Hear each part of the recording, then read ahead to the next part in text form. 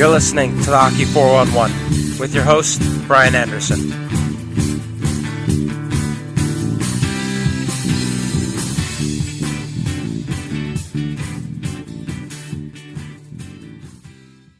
Welcome back to the Hockey 411 podcast. It's been a while, but we're back. And we're bringing back our top 10 series. Today we are going to talk about our top 10 goalies. Joining me to break down these lists are the two co-hosts from Two Goons Podcasts, Evan and Nick. How are you guys? Good, man. Thanks for having us. I've been looking forward to this. It's been a while in the making, but glad we were able to make it on. Yeah, thanks for having us on. Good to be here. I think this is going to be kind of fun, getting a three-way on the top 10 list. We've never really done this here. But yeah, I know we had a little conflicting schedules, but I'm happy we could finally get into it. I'm just going to jump right in. I'm going to go off my honorable mentions. I'll let you guys follow up. Some of my honorable mentions here, I've got Corey Crawford, Matt Murray, and Freddie Anderson. Corey Crawford, yes, he's a good goalie. He's got great size. You know, he's a big dude.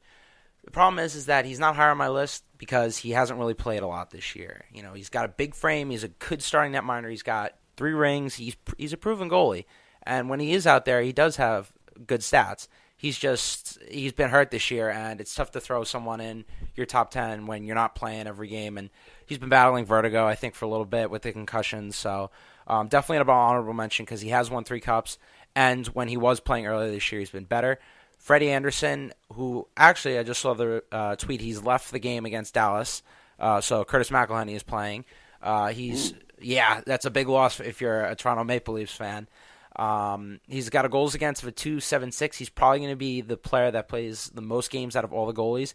He can come up with some big saves, and you know he is the backbone, I think, of this Leafs team. He really holds his line, and it's hard not to mention Matt Murray. I know he's played very little this year compared to what he's done, but when this kid's on, he is on fire. Big frame, he moves well post to post, you know, and he's just calm under pressure as we've seen in the past 2 playoff runs. But I'll let Evan go first, and then we'll get into Nick then.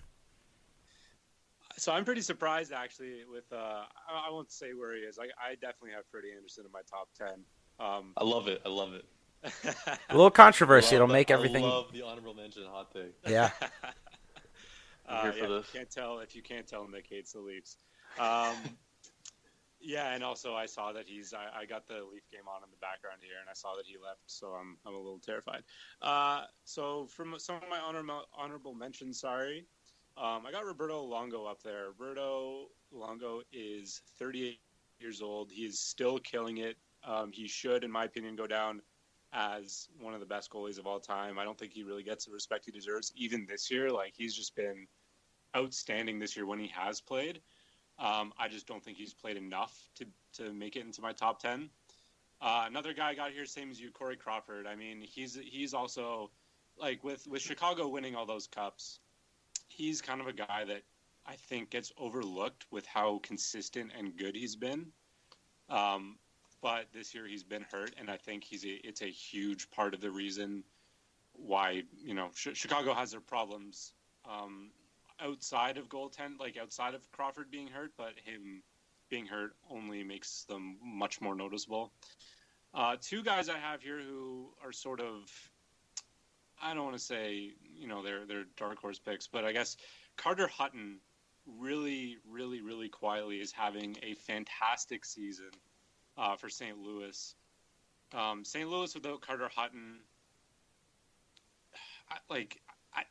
I believe in Jake Allen. I know he's super inconsistent, but you know Carter Hutton's been there every step of the way to save them when he's faltered. I believe he actually leads the league in save percentage. I think you might be right there. Yeah. He does. He's just had an incredible season, and he deserves to be in there for sure. Last but not least, Semyon Varlamov. Good on the Avs for what they've done this year. I mean, they had a historically bad season last year. Everything went wrong. I mean, you have to like try to get 48 points in the NHL. It's just so hard to do. And he had a terrible season last year. He's proven he's a good goalie in the past, and he's had a really nice bounce back season this year. So, he's definitely in my honorable mentions category. And that's it for me. That's all I got. All right. Yeah. Next up, Nick. What do you got for us? So I'll finish off the Corey Crawford trifecta here. I had him as my first honorable mention as well. I mean, the guy, like, he hasn't played a lot. We both said that already. I mean, it's that's just the way it is. But he's got a good record, and I know wins don't indicate anything, but the team's not very good. So him having a really good win-loss record is pretty indicative, I think, of him playing pretty well. Going along with a 929 save percentage. I mean, I think in what has been a really disappointing season for Blackhawks fans, at least Corey Crawford, when healthy, has looked good. I've also got Mike Smith in here. I think he's quietly had like a pretty solid season. I wouldn't be surprised if either of you guys had him in your top 10 potentially, but he's played lots of games. Calgary doesn't get a ton of love, I don't think, and but he's got like a 922 save percentage, and he's faced a lot of shots. I think he's had a really solid, respectable year. So I put him in an honorable mention, and then Antti Ranta as well, who again hasn't played a ton of games, but the numbers are there that say that despite playing on a really poor team up until recently, and not facing a ton of shots, he was saving them at a high rate. And although his goals against average is probably slightly higher than some of the other guys we'll see on this list with the really nice numbers, I think he's actually played pretty well considering what's right in front of him. So those are my three. Yeah, I'm really interested to see your list, Nick, because you have some guys that I think probably deserve to be in the top 10. So I'm curious where you're going here. Well, I should say that. So Carter Hutton would be my number 10, just to sorry to break the mold here a little bit. But I know we've already mentioned Hutton a little bit. I agree that he has had a fantastic year, and although he hasn't played a ton, the guy that leads the league in save percentage, he's still played 30 games. So he squeaks into my top 10 for sure. Yeah, I think Carter Hutton definitely should be mentioned there. I know I didn't have him on my list, and the Varlamov mentioning as well from earlier on, I think was one that definitely needed to be said. I didn't think he would squeak in there, but it just shows you with Colorado, if you can get someone that can stop pucks and really play better than, say, Calvin Pickard, who is a respectable goalie, but it's a big reason why Colorado is where they are now, at least in my opinion. Varlamov is coming up with those big saves, and he's kind of returned to the form after these injuries to where Colorado made the playoffs in McKinnon's freshman year. So I think that's a big reason why. And, I know you talked about Mike Smith, and I'm going to jump into my number 10 here, which is Mike Smith. And you said it perfectly. He's very quiet. He's very quietly having a good year, if I said that right. He's a bigger guy, 6'4", 215. He's having a 922 save percentage with goals against of a 251. The thing is that he's number 10 is because Calgary does not win without him. John Gillies, not so good, and I believe it's David Richter. I'm not sure if I said that right. David Riddick. That's it. Yeah. He's been a solid backup, but he's not someone you want to lean on too heavy. And you saw it with Calgary when Mike Smith was out; they struggled big time with wins. So I think he's definitely a number 10 in there because Calgary went out and they got him. He can move the puck. I mean, I really want to see him score another goal in the league at some point before he retires. But yeah, he's the guy I relied on day in and day out. And he came up big with his shutout recently against Edmonton. So that's the reason why he's in my number 10. He's a huge key for this Flames team, and he's going to have to play the stretch if they want to make the playoffs. Yeah, I think I won't tell you where Mike Smith is on my list because I have him a little bit higher, but he's definitely on my list. You just got to look at what Calgary's done without him, and I mean they're in a playoff race, and fans are. I don't know if you've seen them on Twitter, but they're like begging for him to come back, and it's surprising. I know Nick and I we talked to Mike Fail earlier this year, who's he does a lot of good stuff on the Flames, and we were sort of talking about Mike Smith, was it really the best option? Could they gone after Brian Elliott, someone like that? And it looks like they made the right decision. I mean, Smith has been really good. He's been consistent for the first time in a long time. And, it looks like they made the right choice there.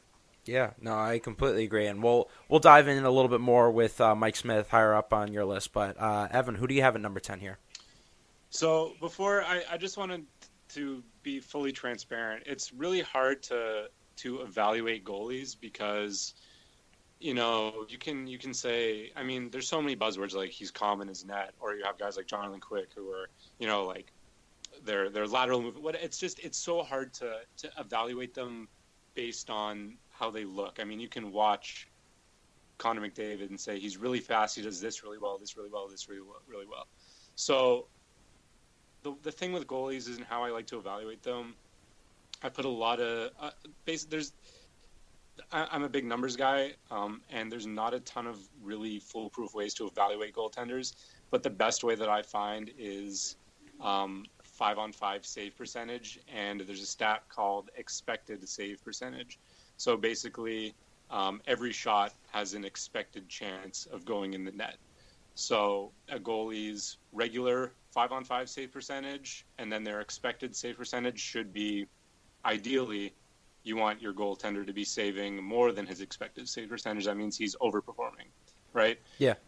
So that's sort of, I weight that heavily when I did these rankings, just because I feel like it's sort of not the best way to go about it, but the best way that I have other than the eye test to go about it. So having said that, number 10 on my list, I had Tuukka Rask. He's having a good season. He's having a bounce back from last season. He's not having, I mean, I know Boston is great, but I don't think Boston is great because of Tuukka Rask.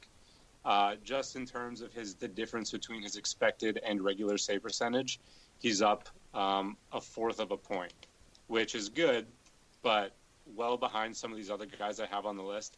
And even then, at a 9.926 save percentage at even strength, that's sort of middle of the pack. But it would be unfair to leave him off the list just because of how good Boston's done, and the name too. I mean, Tuukka Rask is one of the better goalies in the league for the last X amount of years. So, he would be my number 10 guy. Wow, bold pick for me personally. He's a little higher. And I look at it. He won, I don't know how many games in a row, and he looked well. So we'll get into him a little bit more. But, Nick, who do you got at number 10 here? So like I said before, I've got Carter Hutton as my number 10. And again, he's looked fantastic in the limited action. So it's hard. I mean, even just going based on purely save percentage, like we said before, he leads the league. So, I mean, it's hard not to at least include him in a conversation about goalies playing really well this season. And I think he fits into this top 10 nicely. Yeah, no, I agree. Definitely would have mentioned him before, but he just missed the cutoff for me personally. So I'm going to jump into my number 9 here.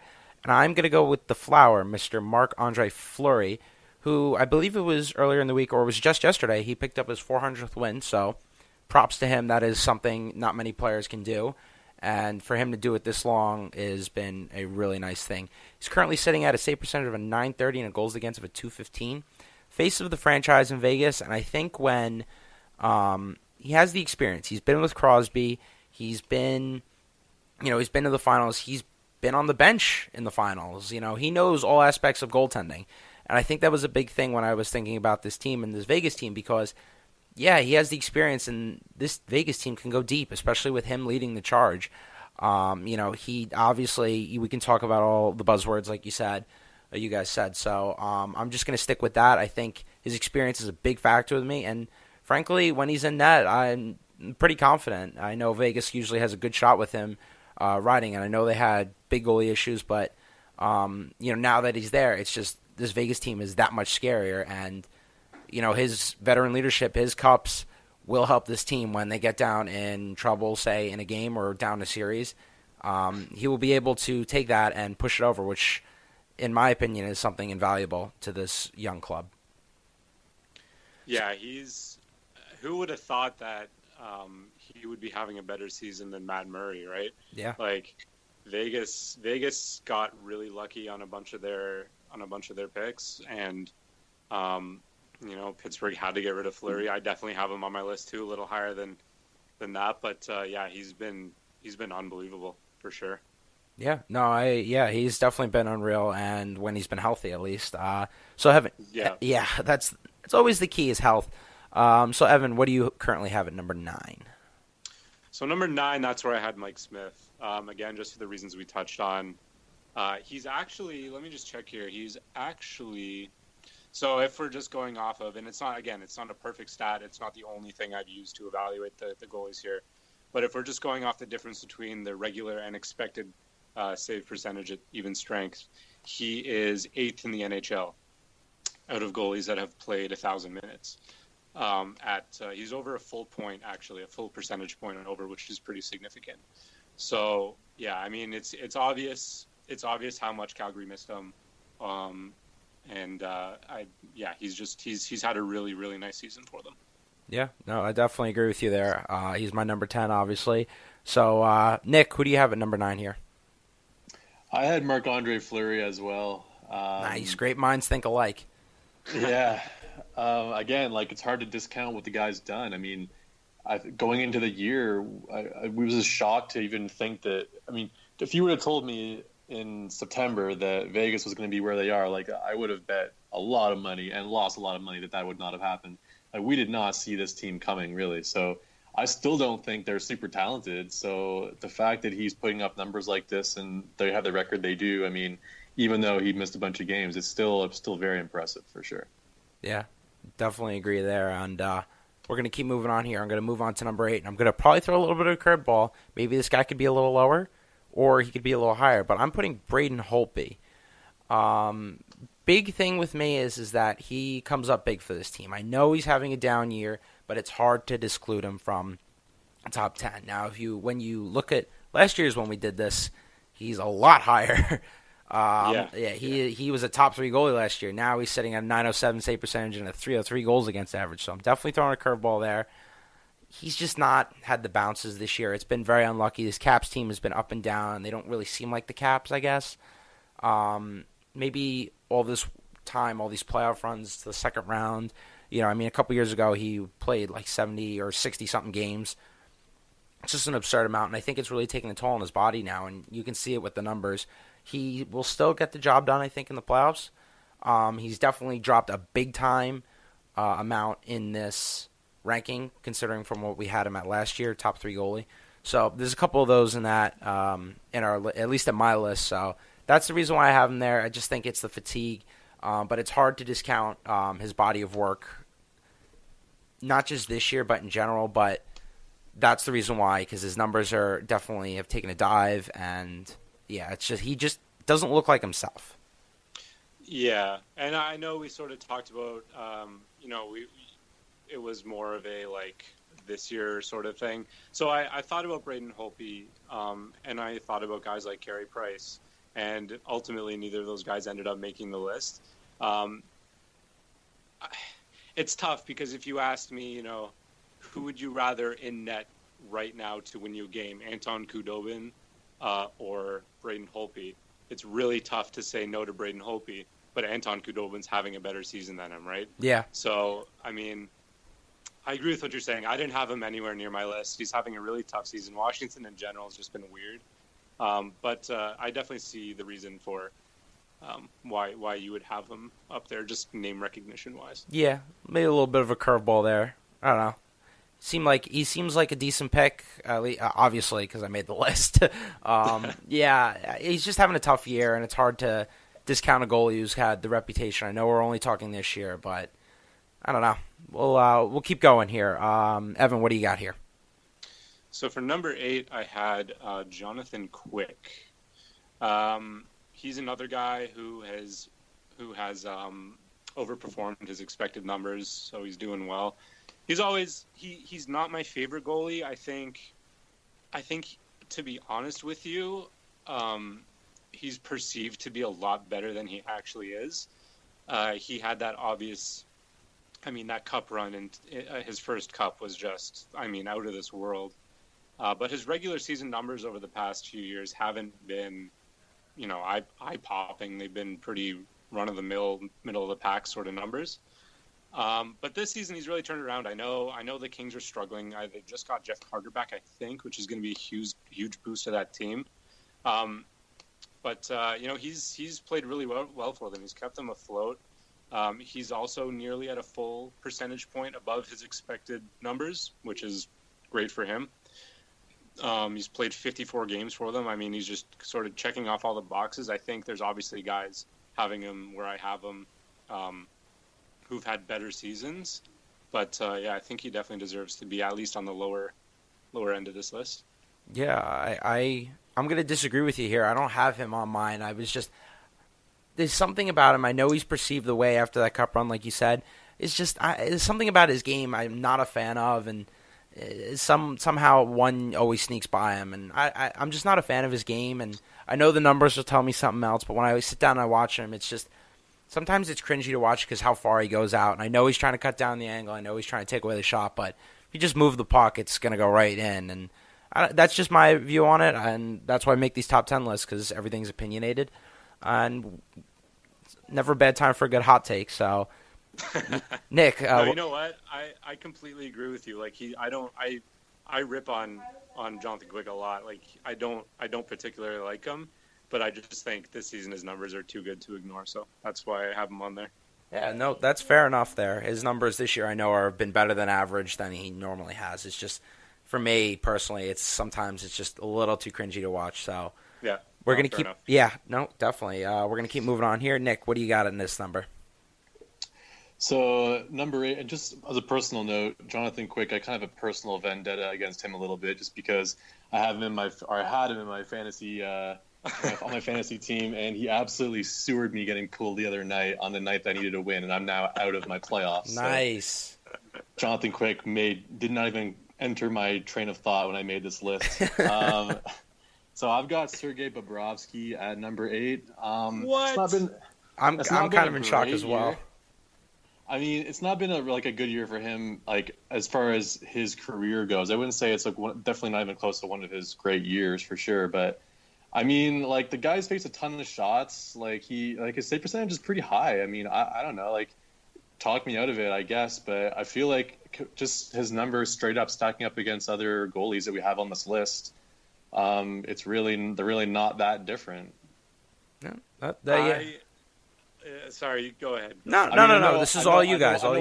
I know what Evan's going to say, that his expected save percentage, his real save percentage is higher than his expected save percentage. I feel like that's fair for sure, but regardless, like he's still saving .922 of his shots. So, like, I don't know how you have Jonathan Quick on the list and not Sergei Bobrovsky. Like, basically, they've had saving the same amount of shots at the same rate, and Bobrovsky has faced considerably more shots. So, not really. So, I'll obviously get into Bobrovsky because I have him way higher on the list. But that's the thing with when you're looking at stats, and because that's all we really have, again, to rely to evaluate goalies. And that's why all situations save percentage is such a – I don't want to say it's such a bad stat, but it's unreliable because goalies have no control over the penalty kill, right? I mean, they can stop shots, but goalies – I mean, if the team has a bad penalty kill, the goalie's going to get sewered regardless. So I won't get into the numbers now, but Bobrovsky, if you look at just the even strength save percentage, which is what they do have control over, he's way up the list. He's having a much better season than I think you're giving him credit for. So I'm shocked that you had him that low, to be honest. Fair enough. Yeah, I'm kind of in the same boat. I have him a lot higher on my list, so we'll get into him a little bit more later. If you'll excuse me. I'm going to move into my number 7 here. And I'm going to go with a guy who a lot of people regard as the best goalie in the league, and he's hurt right now, but I have to keep him on this just because it is Carey Price, and it's hard not to dismantle him. And he's got a lax and not-so-good team in front of him. Save percentage is a .904, which is a down year. His goals against is up. He's hurt right now, but I know people inside, and whenever you watch him in practice, he's up, down. He's so smooth in his butterfly transitions, and his angles are perfect. And I can go on and on about all the technical words about it, but he is, when he's on his game, one of the best in the league. He's probably top 3, but he's just really dropped this year, and it's hard not to mention him in this because he is that good, and he's just got a defense core in front of him that should have Mikhail Sergachev, but we can get into that argument later. Let Nick know. Yeah, that's just a completely different argument about the Montreal Canadiens because I have a little pretty penny to pick with them. But yeah, if they can figure out that decor and give him some way for them to get the puck out of the zone, he'll return to his form because he was just getting bombarded, and it was eventually going to happen that his body would break down. But he's one of the best in the league. He's just having a really tough year, and that's why he's my number 7. Nick, I'll let you. I have a few things to say about Price, but I'm sure you do too. So I'll let you go first, considering you're the Habs fan here. I mean, Price didn't make my list, and I worship the guy. So I mean, I just feel like he's just. It's definitely a lot about the team in front of him, and I don't know if there was a loss of interest in really trying. I mean, it's hard to read Carey Price's body language because even when he's winning gold medals and trophies, he barely smiles. So it's hard to say if he's really trying or not. But I mean, the guy can steal a game whenever, and I think at full strength, because I'm also not sure that he was healthy all year, but at definite full strength with average defense in front of him, or even just below average as opposed to absolutely atrocious. He's definitely one of the best goalies, if not the best goalie in the league, but that wasn't the case this year. So he didn't really approach my list. I mean, don't get me wrong, he played a handful of games this year where he looked great, like his old self, but overall, I mean, it just was not his year for sure. Yeah, I mean, he'll go down probably as the best goalie of our generation. He's, as much as I hate the Habs, I mean, what negative can you really say about Carey Price? This is the first down season he's really ever had. Obviously, there's no way he's been healthy. There's just no way he's been healthy. And I know there's the rumors about, the divorce and whatever. And he hasn't, I heard crazy rumors that he had an alcohol problem. I don't know. Wow, I didn't hear those rumors. That's some pretty serious stuff there. Yeah, there's some weird rumors. I don't know that I don't believe them, to be honest with you. I just think he hasn't been healthy, but yeah, it is really tough to make one of these lists and not have him on it. But yeah, I didn't have him on it either. All right. Well, before we move on, I'm going to propose the question. Carey Price's contract extension kicks in, and either one of you can answer it. Nick, probably preferably because you're the Habs fan. Does he get moved or does he stay? I know he signed the extension, but it is a 10-something contract for a long time. We've seen Mark Bergevin pull a trigger before an extensions get kicked in. So do we see a blockbuster? Because I really don't know the direction that this club is moving in. I don't see it at all. I mean, this guy is the holy grail of this team. The fans would riot. I mean, don't get me wrong. I don't think that they should have signed him to the contract. I don't think it's going to work out well for them in the end. But I don't see that happening. I mean, they've shown a reluctance to really do the full teardown type of thing, even if a lot of fans think they should go that route. So I think, I mean, he may get moved on the contract at some point, but there's no doubt in my mind that he's playing out easily the first, I don't know, half of the contract for sure.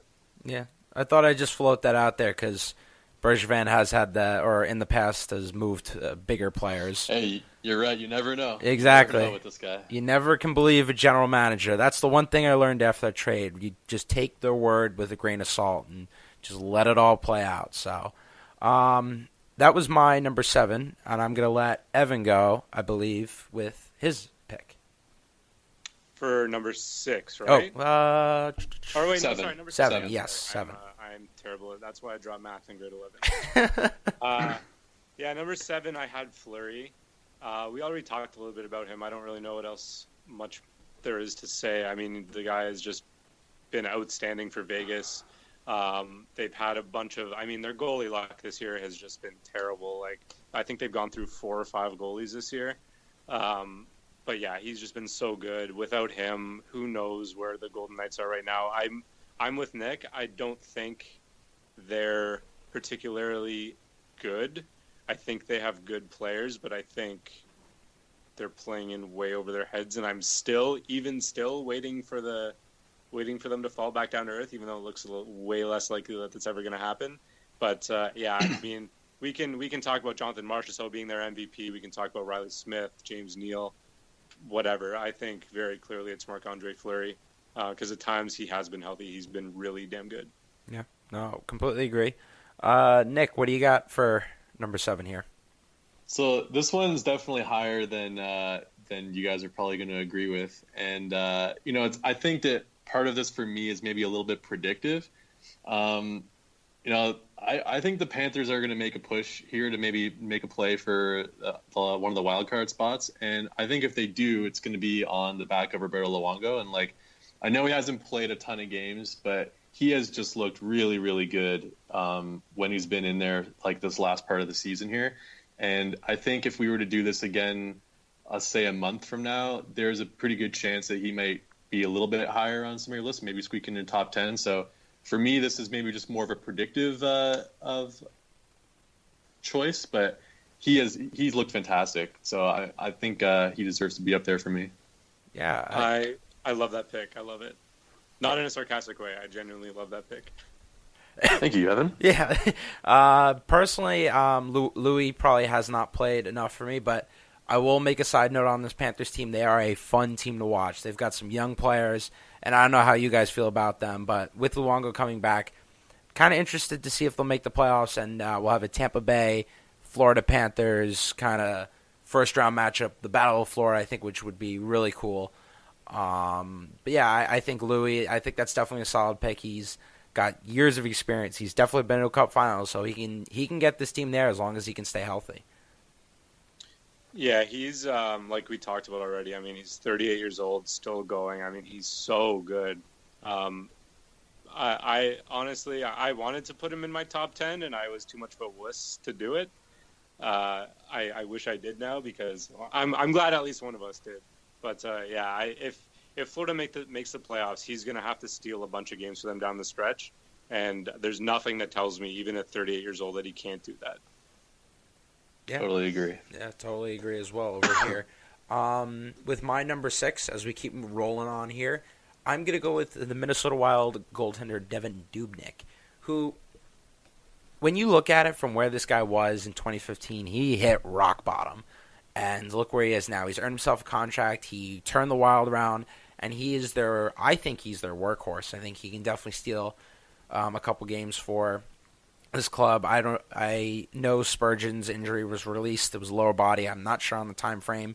Zucker went down, I think, with an injury. I'm not sure. I knew he came back in the game. Not sure how he fared, but when you have Devin Dubnyk, I think this team should definitely be able to win a playoff round, depending on who they get first round, if I'm honest. When you look in that organization, if I'm turning to Alex Stalock, I'm not really that confident. And plus, Devin Dubnyk is a big dude, 6'6", 212. That is a lot of man to cover in the net. And, his numbers speak for it this year as well. It's a .915 save percentage, a goals against of a .265. I think he's been having a really good year, very quietly. Nobody really recognizes Devin Dubnyk anymore. He's been very solid now for a couple years, but especially this year, he's stolen a couple games and flying under the radar. You hear about a lot of goalies, but he's just been quietly keeping up there. No, fair enough. And there's so many examples of these goalies that sort of float around and they go to team, and they work their way through several teams before they finally find a home. So I'm glad he's had a bunch of good seasons in a row. I didn't have him on my top 10, but he was near my honorable mentions category. But I mean, he has been really good for a few years now. He's been less good this year, but he's still a guy that could steal a game at any moment as well, much like a lot of these other guys. So yeah, it's a decent pick. Yeah, I like Dubnyk. I had him on my fantasy team as well, and to be honest, he also kind of screwed me on that final weekend. This is the Nick Bear revenge. But to be fair, I relied on him all year, and my fantasy team was good.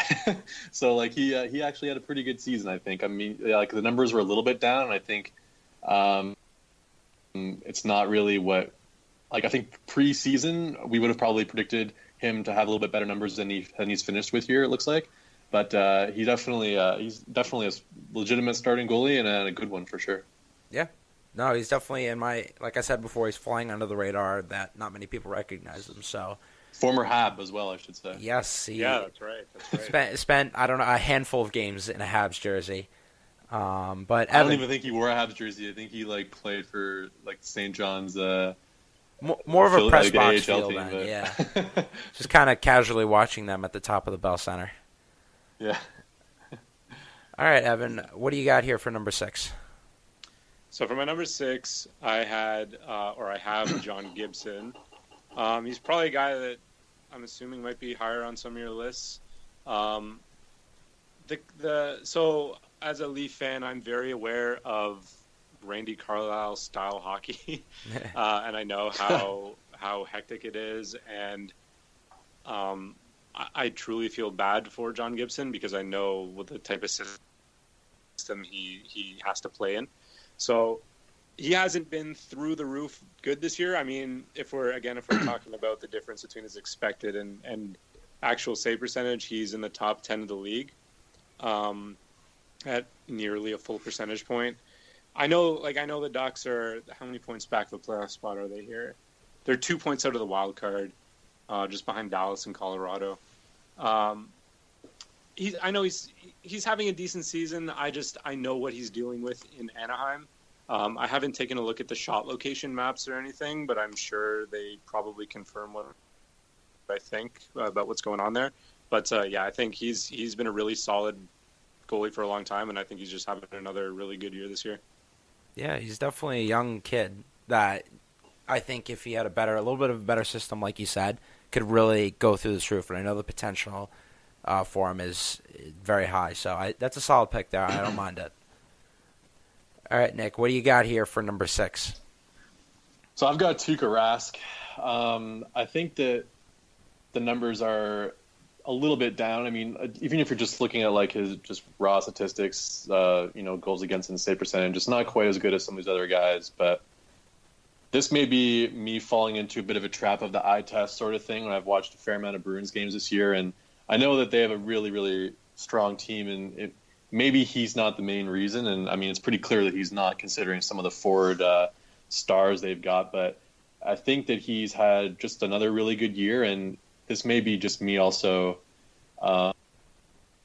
looking back on the player he's been, which has been a rock solid player for years and years and years, and I just don't think that he's really dropped off a whole lot at all. And if they're going to make a deep push through the playoffs, which it looks like they are poised to potentially do, I mean, they're definitely a contender in the East, that's for sure.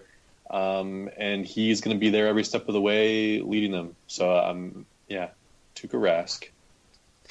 Yeah. I have him at my number 5, so I'll piggyback off him in a minute. But I kind of agree with you there. He's definitely got a good team in front of him, but from years past, he's always been relied on, and I do like his numbers this year. I know he's got 917 and 235, but he has come up with some flashy saves, and he's put together a nice little win streak, I know, in the past. And that's my number 5 there, so I'll just piggyback off of that as well. I think he's definitely proven himself again this year. I know they've got a really good team in front of him, and there's only so much you can say about the guy. So I guess we'll keep moving on if you guys have any other comments about Tuukka. I have one comment. Patrick Marleau just tied the Leafs game at 5 with 15 seconds to go in the third. Wow, that is very big news there because I don't Interesting. The contract's paying off, baby. Yeah. I'm sitting. I dropped my phone. I cheered so hard. I tried to be as quiet as I could. Sorry. No, you're perfectly fine. I love the little breaking news on the pod. Exactly. Yeah, people be listening to us tomorrow and be like, "Oh yeah, I remember that goal." No, I don't. Sadly, I don't have any games on in my room right now, which I probably should, but sadly, I do not. I got into my number 5 there. I tested the waters. Evan, what do you got here at the halfway mark? So for number 5, you guys are probably going to think I'm nuts. I am borderline in love with Antti Ranta. I loved him. I loved him last year in New York. I love him again this year. Like, he is. I'll put it this way. So, I was a big fan of Arizona coming into the season. I really liked the moves they made this offseason. I thought, picking up Demers and shoring up their back end, and Yarmelson too. I thought they did some really good things. Antti Ranta was one of them. Getting him and Derek Stepan from New York, I think, was a big get for them. And he started the year, he was hurt. And so basically he was hurt at the start of the year, and Arizona's top 6 was just completely depleted. Jacob Chikrin was out. There were a few more injuries that I can't remember at this time because, of course, my brain decides to crap out on me now. But they they had a really banged up defense and a banged up Antti Ranta. So they're a much better team than what they've been doing this year. Since the new year, I think they're on a 94, 95 point pace, and he's been a huge reason for that. Where is he here? He is in the top. Where the hell is he here? Hold on, sorry, give me 1 second. Yeah, so he's near the top in the difference. He's stopping more shots than he should be. In front of a defense that still probably isn't as good as I make it out to be. So, yeah, I know the Coyotes suck. I don't think he sucks. That's a great way to put it there too. Yeah. I mean, you're allowed to have good players on bad teams, and I think like truly great goalies, like Carey Price, as an example, can sort of mask problems around them and really carry teams. Same with Sergei Bobrovsky last year. I wasn't really sold on Columbus last year, but he did. He was just so good that they, went on that crazy win streak and finished with a ton of points. So I don't know that he's at that level, but I definitely think that he masks some of the problems that the Coyotes have, and he will continue to do for years down the road. I love him. And that's he's like my son. He's like my son. Definitely a hot take there on the podcast. Yeah, that's a hot take if you ever got one. Yeah, you're not. I like it though. Yeah, I completely agree. The numbers backed it up. Yeah. So yes, my number 5 is John Gibson. We just talked about it a minute ago. He's having a really great season, and I think it's hard to keep him out of a conversation like this. I mean, for sure, he's a top 10 to me. And you mentioned the Randy Carlyle system before, Evan. So like the fact that he is putting up these kind of numbers in that system to me is even more indicative of how well he's played this year.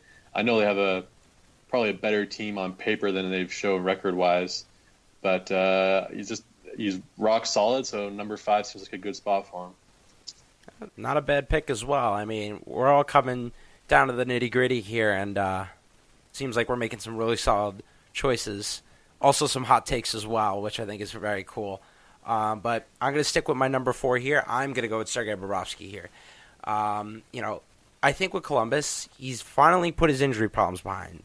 Thank God, because that was such an issue with him. His save percentage is a .921 this year and a goals against of a .242. He's kind of tailed off since the beginning of the year. Like, I remember right out of the gate, the man's on fire. He was my early candidate for an MVP, and that just really hasn't happened in the second half of the year. But his athleticism, I think, separates him as a goalie because when he moves, it's quick. I mean, I still have the image vividly planted in my mind of the 2-on-0 he saved. I believe it was against Detroit, and I know it was a red team. So the 2-on-0 in overtime against Detroit, you can look it up, and if I'm right, I'm right. And it was just phenomenal how he gets over there, just sticks his blocker up, and just like, bang, I got this. And I believe Columbus ended up going into the overtime, into the shootout to win the game there. But when he goes out there and when he's healthy, Torts likes to rely on him, and I know the system benefits him, but his athleticism is second to none, at least in my opinion. Yeah, he's outstanding. And I know, like, Andrei Vasilevsky very recently has become the king of the crazy save. He's made a few ridiculous saves over the last few months. But, like, Sergei Bobrovsky, Nick, I know that save he made. Do you remember that save he made against Montreal? I think it was in overtime. Oh, man, yeah. That was, like, he's incredible. So, yeah, he's even in a quote-unquote down year for him, he probably deserves to be up there, yeah. Yeah, it could have been Montreal, it could have been Detroit. It probably is Montreal that you're mentioning it, but all I know is that a team was wearing red. So, Evan, what do you got here for number 4? And you are right. He made one against Montreal and he made one against Detroit. Oh, wow. Both the ones you're talking two about. 2-on-0s. Yeah. What one was the 2-on-1? So for my number 4, I have. Sorry, are we at? Geez, yep, number 4. Yep, number 4. Number 4. Okay, you guys are gonna call me a homer. I promise. I'm a little bit of a homer, but I think with what Freddie Anderson has done, minus the last 2 weeks, he's got to be there on the list. I mean, he's faced the most shots in the NHL. I think he's still played the most games behind Hank in the league, I want to say. If you take away his last week, which I know people are like, well, you can't do that. But if you do, his numbers are all very, very high up in the league. Toronto is not as good defensively as they should be, especially as a Mike Babcock coach team. And watching this team night in, night out, I can't tell you guys how many times Freddie Anderson's come through and, saved their ass time and time again. So I think, just the fact that he's faced the most shots, he's played almost the most games, if not the most games. I'm not 100% sure on that, although I can check that right now. I just think he needs to be up there, and I think he should be given a little bit of respect. Well, for my number 4, it pains me to say it, but I've also got Freddie Anderson. Wow. I don't know if it's the fact that I live in Toronto and it's drilled into my brain how good he is or what, but I mean, there's no denying it. Like you said, Evan, he's faced the most shots in the league and still sports almost 920 save percentage. The guy's been really solid. Like I think that like you nailed it. For a Mike Babcock coach team, this team gives up a ton of shots. I mean, they have some problems on defense, honestly, and they've had some injuries of late. I guess they've had a couple of guys that are sick as well. So, I mean, not that Nikita Zaitsev has had a great year either, but there's really no denying that the team that the Leafs are. Is it fair to say they've loved this run and gun style? They do. So, yeah. So I mean, naturally, he's going to face a ton of work, right? It's not like some of these other guys that we're going to have. Like some of the guys that we have, I think, up in this top 3, you can make the case that their numbers are buoyed by a good team in front of them. And as good as I think the Leafs actually are, it's not defensively. So it's hard to keep them off the list like this. Yeah, you make good points, and you kind of make me look like a little bit of ding dong, leaving him on the honorable mentions after all those really good points, if I'm honest.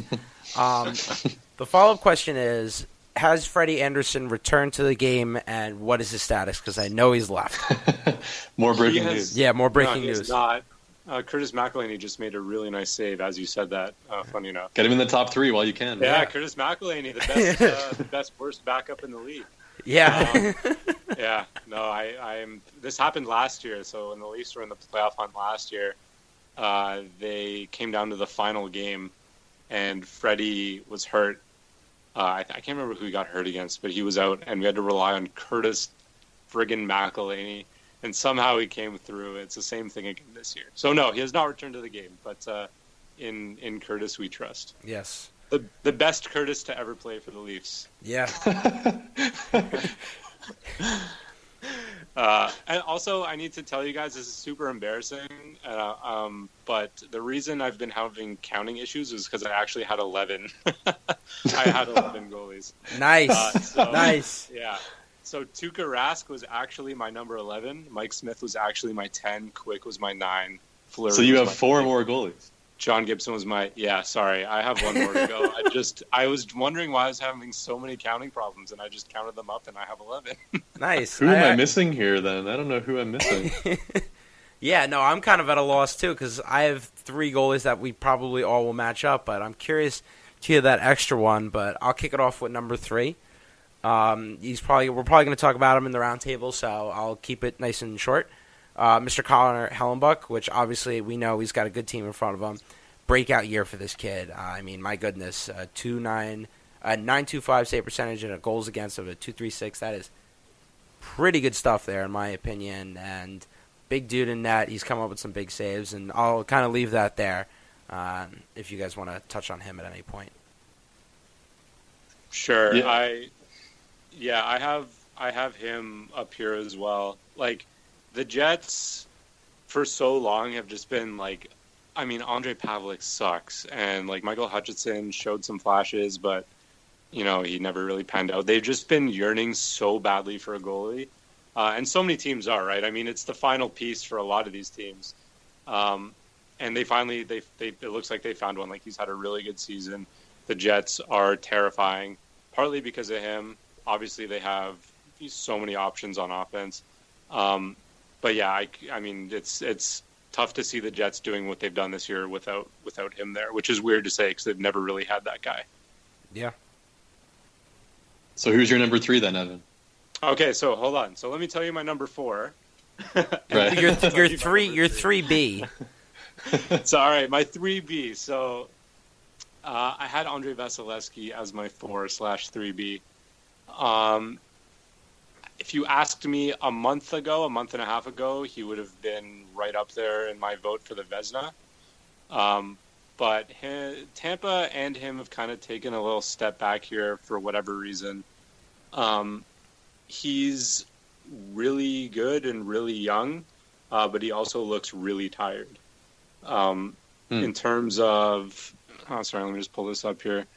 If we're looking at, again, just the difference, he's basically right on the money. He's like 1/3% higher than where he should be, which is like Cam Talbot, Corey Schneider, Martin Jones territory. So it's not like he's having a bad season at all. He's having a great season, but he's sort of slipped, and it's been more than like a blip like with Freddie Anderson. It's been more than that. So again, ask me like a month and a half ago, he's probably higher on this list, but as of now, he's my number 4. And then number 3 is Connor Hellebuck. I'll just say that out now. Yeah, so I've got Vasilevsky at 3 and Hellebuck at 2. So sort of the same points. I mean, Vasilevsky, it's an interesting point. You think he looks really tired because, I mean, he, other than Anderson and Lundqvist, he's faced the most amount of shots in the league. So he's faced the 3rd most. And, 40 wins is maybe more indicative of the team. But to face that many shots and, I mean, geez, like you said, other than their little slip up lately, I mean, it's hard to say that he hasn't been just as big of a part of the team as pretty much anything else. I mean, obviously they have an amazing team top to bottom and some of the best scorers we've seen, but it's hard to say that he hasn't been a really big part of it too. He's stopping the shots still at a really high rate. So he's my number 3. And Hellebuck, number 2, I mean, I really struggle with this top 3, to be honest. I mean, I think that, to me, these top 3 are pretty interchangeable. I really didn't have an easy time settling on one. I almost was just going to say, can I have a 2A, 2B, or 1A, B, and C? Because I didn't really know. But Hellebuck, to me, is, I mean, I don't know what the underlying numbers back this up, Evan, but would we not say that maybe the Jets aren't necessarily as great a defending team as Nashville or Tampa, and maybe Hellebuck's numbers look a little bit better in that light? I think Hellebuck's numbers actually, surprisingly, he's pretty far down the list in terms of the difference in his save percentages. And I think, I don't know, I'm pretty high on the way Winnipeg does their business. I mean, They've got some. I love Jacob Trouba. Jacob Trouba is one of my favorite defensemen in the league. Bufflin, obviously, Josh Morrissey looks like a really good player. Tyler Myers is not great, and they have some other. I mean, I don't like Dmitry Kulikov, but I don't think they're a bad defensive team at all. I mean, they control most of the play. I don't know. I think he's surrounded by a pretty good system there. Yeah. So I guess I'll I'll piggyback off everyone here because I have Vasilevsky at number 2. And it's funny that you say he's tired because he has come out and said he is a little fatigued. And I don't blame him. John Cooper, you're not really going to turn to a Louis Domingue or before that a Peter Budaj who's now hurt. Can't really, I don't know if that's more of a reliable backup, but that's more of the cheap way of going about it. So I think there's a considerable drop-off in the Tampa organization, at least with goaltenders. So if you're going to want to win these games, Vasilevsky probably should be your guy. And he's not used to this workload yet. I mean, obviously, he's been playing an absurd amount of games. He's up to 57. Going forward, though, he will probably, once they clinch, I wouldn't be surprised they shut him down for at least a couple of games, get Domingue in there, get him going. But, I mean, my God, some of the saves he's made, I know you said this before, but he is the highlight reel machine this year. And I also agree that about a month ago I would have said for the Vezina, and now it's kind of more in play. He doesn't really have it as locked up as everyone thought he would. And I don't know. I love his game. He's a former first round. He knew he was going to be a good goalie. This is his breakout year, and he is a fun kid to watch. And I've seen him in town when Tampa played Philadelphia. So he was fun to watch there. And I guess we're going to kick it off with number one here, and I'm pretty sure we all are in the same ballpark with Mr. Pekka Rinne, because I know he's not been mentioned. He's got a really good team in front of him, but he's made some really nice saves, and he's kept them in games. And it's amazing how last year on this list, I didn't even have him in the top 10. I was not impressed, and now look where he is. He's got a save percent of a 9.29, and a goals against of a 2.25. So those are impressive numbers on the face, and he's made some pretty flashy saves, and I'll leave it at that because I know you guys will want to talk about him. Can I jump in here and break some news potentially? I just want to say that I'm looking out my window of my condo and I can see someone else's TV playing a Leaf game, so I believe they may have just won. Ooh. They indeed came back and won in the shootout. Let's go. Big breaking news here, and I like it how you saw it through the window. It wasn't even your own TV. Someone else was watching it, and I love it. Yeah, and there may have been a fist bump in there from the guy watching, but nice. It wasn't Curtis me, McElhinney, sure. Man, made a bunch of big saves in overtime, shut them out in the shootout. Wow, great stuff. Yeah, that is good stuff. Okay, I'll go first because I still have 2 goalies to go. Yes, you do. So my number 2 is Pekka Rinne. Pekka Rinne, last year I completely agree with you. I was not impressed. Much like Jonathan Quick, I think his career is a little bit overrated, I think is the right word. Last year it didn't impress me. This year it's been the complete opposite. I mean, the guy's he's been an absolute animal. The National Predators, I think the Jets are really good. I don't know what the word is, like dismantled the Jets. They just laid waste to them the other night. And he's been a big part of it. I mean, he is a huge part of a team that it sort of reminds me of. I'm not comparing them to the Trap Devils but I'm comparing them. I guess to Martin Brodeur of those Devils, and the fact that they're just so dominant and they don't give up much defensively, and when they do, he's just sort of there to stop it. And he doesn't face a ton of hard shots or anything, but he's just there and he doesn't let anyone score. His expected, the difference between his expected and regular save percentage is almost 1.5, which puts him 6th in the league.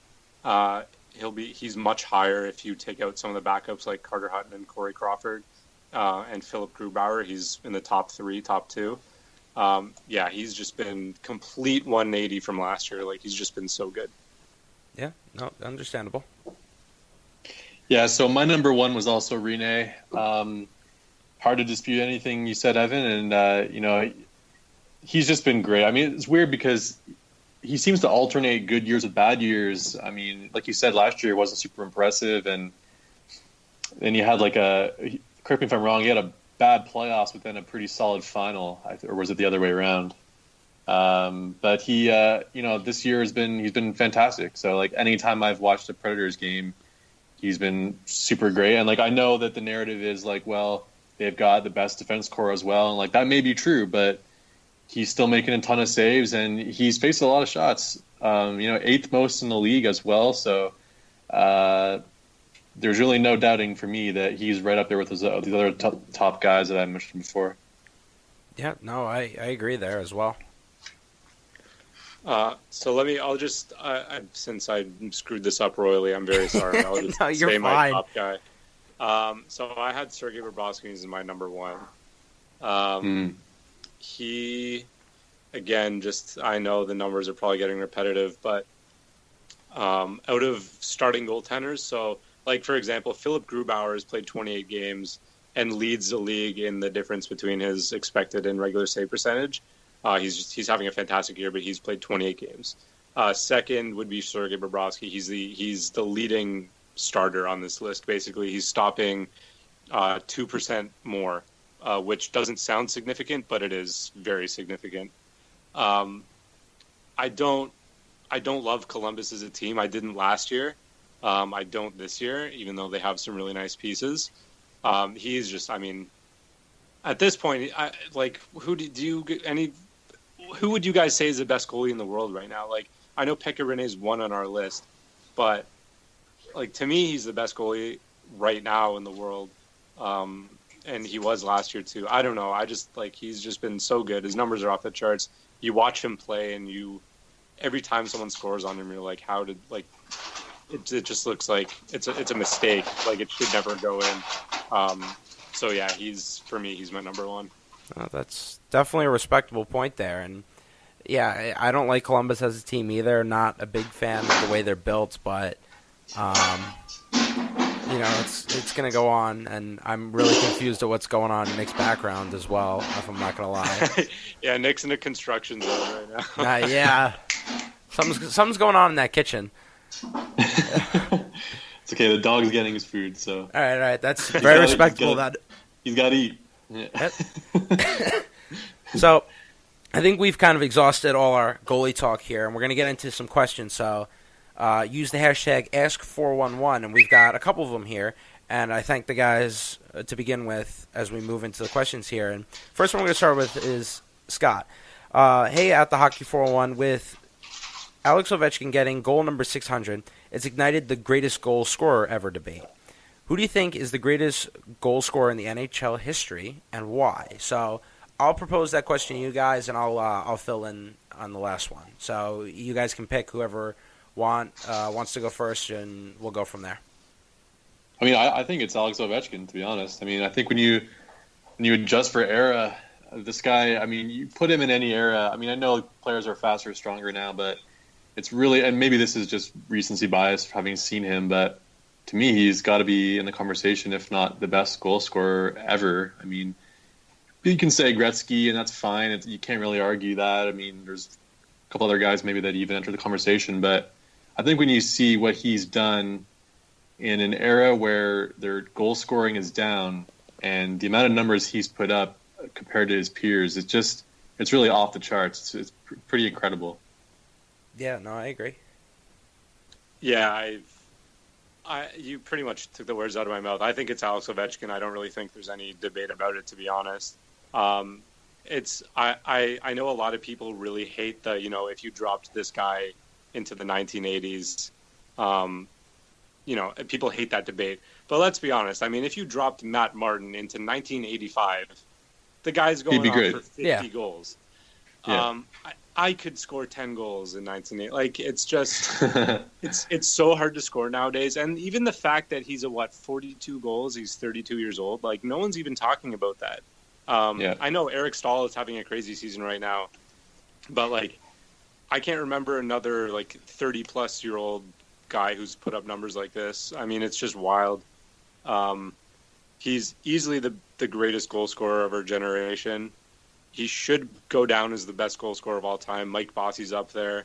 There's a few other guys, but this is easily the hardest era there's ever been to score goals in the NHL, and Alex Ovechkin has just done it with ease year in, year out, and really showing no signs of slowing down. Yeah, no, those are all valid points. I'm going to agree with you here. It's hard to discount what Wayne did and how many goals he put up, but in this era and how it's been transformed, and like you said, the goalies, he is probably one of the best ever, if not the greatest. So the next question comes from We Are LA Hockey Club. Thanks for the question here. Any backups around the league that you could see getting a starting shot elsewhere next season, such as a Darling or Ronta? So this sticks with our goalie theme here. I have a feeling I know what one of you guys is going to say, but I'm going to leave that for later. That's interesting because I don't really have any thoughts on it, so I wonder if Nick has. I think there's a couple of guys. I mean, I think we mentioned Carter Hutton before. That's a guy that maybe would potentially get a shot. Another guy that comes to mind is maybe Darcy Kemper or something like that. I mean, I don't know if he's really that great, but I think he actually played pretty well in Minnesota before now. Playing with he plays for Arizona now, right? He played for LA earlier in the season. Yeah, and I think he's had a solid year too as a backup. So I mean, those are a couple of guys that maybe someone might want to look at. I mean, the other one that comes to my mind immediately is Charlie Lindgren on the Habs, who I think he's still super young and probably a couple of years away from maybe getting a shot, but he's somebody that I could see the Habs maybe trading at some point because he's looked really good in spot duty, even on a really bad team. So he's super young and has barely played any NHL games, really. I think he's played less than 20. So, but that's a guy who I think has, potential number one goalie written all over him, at least to get a shot. Yeah, no, I knew the Carter Hutton would come up. We talked about him before. Darcy Kemper, when he has played for Arizona, looked pretty good. He's a big dude, and he's made some nice saves. I remember the other night when I was watching Arizona play Vancouver because it was the only game on, and he made a nice save before to keep the shutout, I believe. So he's looked good, and I still question why I watched that game.